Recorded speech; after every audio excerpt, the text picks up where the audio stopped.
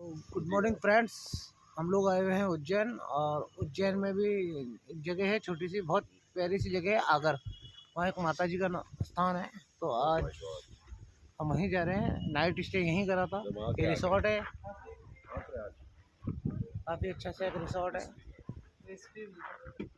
बिल्कुल शांत एरिया है। हमारे साथ में है हमारे आदरणीय, हमारे बड़े भाई साहब वाजपेयी साहब। एक बार मैं आपको उनसे भी इंट्रोड्यूस करवा देता हूँ। हमारे वाजपेयी साहब हैं, तो एक बार इनसे भी इनकी राय पूछी जाती है कि वाजपेयी साहब आपको कैसा लग रहा है हमारे साथ टूर करने में। सर्वप्रथम तो जो भी हमारे समर्थक हैं उन सभी को सुप्रभात।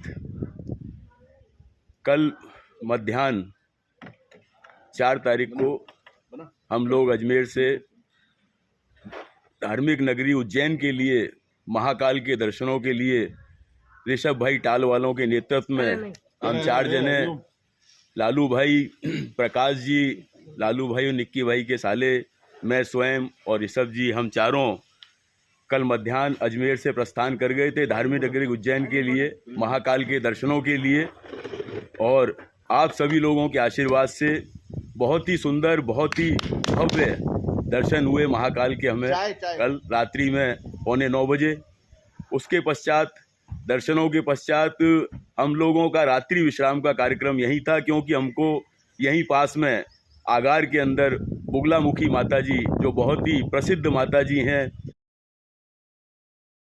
मैंने आप सभी को बताया था कि 10:30 बजे हम वहाँ मधुबन रिसोर्ट से बगलामुखी माता जी के दर्शनों के लिए निकले। और अभी आप सभी के सामने हम यहाँ बगलामुखी माता जी का प्राचीन स्थान है। लक्ष्मणा नदी माता जी के पीछे बहती है, लक्ष्मणा नदी के तट पे ये स्थान है। और ये माता जी का सरस्वती माता जी, लक्ष्मी माता जी और बगलामुखी माता जी, ये सिद्ध स्थान है। यहाँ जो पांडव थे, जब उनको अज्ञातवास मिला था तो अज्ञातवास में उन्होंने इन्हीं माता जी की, बगलामुखी माता जी की पूजा की थी इसी स्थान पर आके। इसलिए इस स्थान का बहुत ज़्यादा महत्व है। हमारे वेदों में, हमारे ग्रंथों में, हमारे पुराणों में इस माता जी की महिमा आपको अपार मिलेगी। और हमारे बीच में अभी जो हमने यहाँ में एक चीज़ और आपको बता दूँ कि इस प्रांगण के अंदर, मंदिर प्रांगण के अंदर 2 यज्ञशाला हैं। छोटी यज्ञशाला, उसमें 1 से 26 तक कुंड बने हुए यज्ञ करने के, और बड़ी यज्ञशाला 27 से और 111, कुल मिलाकर के यहाँ दोनों यज्ञशालाओं के अंदर 111 कुंड, हवन कुंड बने हुए हैं। अभी हमने जो हवन किया, हमने जो पूजा हमको करवाई पंडित जी ने, आदरणीय पंडित जी हमारे सम्मुख बैठे हुए हैं, ये पंडित जी हैं जिन्होंने अभी हमारे को पूजा अर्चना या माता जी के स्थान पे कराई, बगलामुखी माता जी के स्थान पे। और इन्होंने ही हमको ये सारी जानकारी दी है इस स्थान के विषय में। जो भी मैं आपको बता रहा हूँ ये पंडित जी के माध्यम से ही बता रहा हूँ, इन्होंने ये जानकारी दी है। अभी एक बहुत बड़ी एक और अन्य मतलब यज्ञशाला, क्योंकि यहाँ श्रद्धालुओं बहुत अधिक संख्या में आने लगे, तो एक नई यज्ञशाला 112 से और आगे जो भी बनाएगा, मंदिर समिति बनाएगी, वो भी अभी निर्माणाधीन है, वो आने वाले समय में बनेगी। तो आप लोग जो भी, जितने भी श्रद्धालु जो हमारे ग्रुप से जुड़े हुए हैं, मैं आप सभी से प्रार्थना करता हूँ, निवेदन करता हूँ माता जी के स्थान पर बैठ करके कि आप लोग एक बार जरूर माता जी के स्थान पर आएँ और माता जी के दर्शन करें। और पंडित जी जो हमारे कपिल जी शर्मा हैं, आप इन्हीं के सानिध्य में, इन्हीं के उसमें आकर के पूजा अर्चना करें। पंडित जी आपको बहुत विधि विधान पूर्वक सारे उससे ग्रंथों से, सारे वेदों के अनुसार। ये माता बगलामुखी का मंदिर है जो नलखेड़ा में स्थित है, जो मध्य प्रदेश के आगर जिले में है। और यहाँ पे माता बगलामुखी का स्थान है, जो पांडवकालीन मंदिर है। अज्ञातवास में पांडव श्री कृष्ण भगवान के कहने पर यहाँ पे आए थे और उन्होंने कई वर्षों तक साधना की। साधना के पश्चात माता प्रसन्न हुई और स्वयं प्रकट होकर पांडवों को आशीर्वाद दिया था। और मंदिर के पीछे एक नदी है जिसका नाम है लखुंदर नदी, लक्ष्मणा नदी बोला जाता है उसको। और मंदिर के चारों तरफ शमशान है, शमशान के मध्य में माता बगलामुखी का स्थान है। और यहाँ पे कई प्रकार के हवन पूजन चलते रहते हैं तंत्रोक्त विधि से। तंत्रों की देवी है माता बगलामुखी, इसलिए कोई भी कार्य हो यहाँ पे जो भी हवन पूजन अपन करते हैं वो सिद्ध हो जाता है। जैसे कि रोग विनाश के लिए, शत्रु बाधाओं के लिए, कोर्ट केस में विजय प्राप्ति के लिए, गृह शांति के लिए, सारी चीज़ों के लिए, यानी कि सर्व मनोकामना के लिए यहाँ पे पूजन होता है। और माता बगलामुखी का मंदिर विश्व में प्रसिद्ध है। यहाँ पे भारत से तो लोग आते ही हैं, लेकिन यहाँ पे इंटरनेशनल से भी लोग आते हैं, विदेश से भी लोग यहाँ पे आते हैं माई के दर्शन करने के लिए। तीनों मुख वाली देवी बैठी हुई है, बीच में माता बगलामुखी बैठी हुई है, दाएं सरस्वती जी, बाएं महालक्ष्मी जी बैठी हुई है ना। माता का स्वरूप है और इसको पीताम्बरा माता भी बोला जाता है। और इसका नाम बगलामुखी इसलिए है कि जो माता का जो मुख है वो बुगले के समान है, इसलिए इसका नाम बगलामुखी माता रानी बोला जाता है। यहाँ पर कहीं दूर से साधु संत तपस्या करने के लिए भी आते हैं। और यहाँ पे जो दीपमालिका बनी हुई है, राजा विक्रमादित्य जी ने बनवाई हुई थी, कई वर्षों पुरानी है। और यहाँ पे नवरात्रि में विशेष बहुत काफ़ी भीड़ रहती है, बहुत दूर दूर से लोग आते हैं और काफ़ी श्रद्धालु आते हैं यहाँ पे। जैसा पंडित जी हम यहाँ आकर के एक चीज़ हम देख रहे हैं कि यहाँ ज़्यादातर पीताम्बर वस्त्र धारण करी हो महिला पुरुष, इसका क्या वो है? जैसे पीताम्बर वस्त्र का, पीताम्बरा वस्त्र का ये है कि माई को क्या है कि इसका नाम पीताम्बरा माता है, तो माता को जो पीला वस्त्र, पीली मिठाई, पीला भोजन, पीले पुष्प इत्यादि पसंद है ना, इसलिए वो माई को चढ़ाए जाते हैं। पीली हल्दी की गांठ हुई, ये अपनी मनोकामना के लिए चढ़ाई जाती है। पीली चुन्नी, पीले कपड़े, पीली साड़ी वगैरह, ये हल्दी की गांठ है पीली, ये चढ़ाई जाती है माई। और ये हम संकल्प में रखते हैं, इसको सिद्ध करके जजमान की मनोकामना के लिए सिद्ध करते हैं। उसका प्रयोग फिर जजमान को हम बताते हैं कि ये प्रयोग आपको घर पे करना है, ऐसा प्रयोग घर पे करना है। जैसा कि पंडित जी आपने अभी बताया कि ये जो मंदिर है माँ बगलामुखी का मंदिर शमशान में स्थित है, तो इसका भी कोई अभिप्राय, कोई स्रोत है इसका? शमशान से इसका कोई संबंध है माता जी का? शमशान वासिनी है ना माता, शमशान वासिनी है। अच्छा, चारों तरफ शमशान है, आज भी चिताएं जलती हैं, है ना। शमशान में वासिनी है चारों दिशाओं में।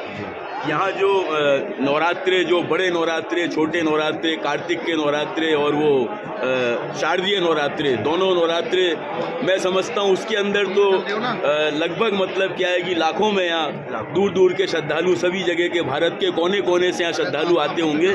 तो उस समय कोई विशेष पूजा अर्चना माता जी की जाती है नवरात्रों के अंदर? की जाती है ना, माता का हवन किया जाता है और अनुष्ठान किया जाता है। विशेष पूजन, कोई भी मनोकामना, शत्रु विनाश के लिए मंत्र जाप होते हैं, अनुष्ठान होता है। ब्राह्मणों द्वारा 9 दिन तक का पूजन होता है, एक दिन में भी आप पूजन करवा सकते हैं। 1.25 लाख मंत्र जाप होता है, 36,000 मंत्र जाप होता है और 51,000 मंत्र जाप होते हैं। 3 प्रकार के मंत्र जाप होते हैं। जैसी भक्तों की श्रद्धा होती है वैसी वो करवा सकता है।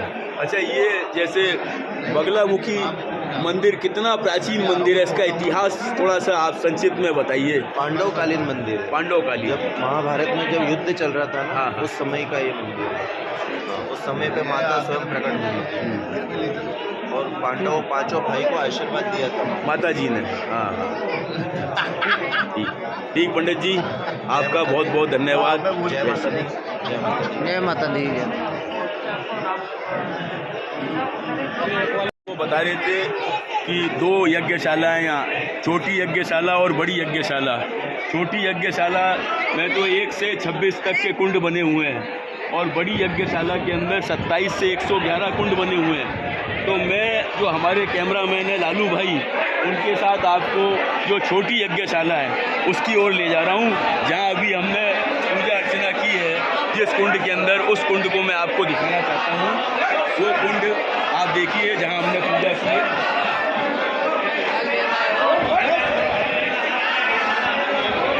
ये सब जो आप देख रहे हैं ये यज्ञशाला है, ये छोटी यज्ञशाला है। अभी यहाँ हमने यहाँ पूजा की थी, इस कुंड के अंदर हम सभी ने पूजा की थी। और ये एक से वो नदी आपके सामने आप लोगों को दिखाई दे रही हो, लक्ष्मणा नदी, इसी के तट पे माता जी का मंदिर विराजमान है। माता जी विराजमान है लक्ष्मणा नदी के तट पे, बगलामुखी माता जी हैं।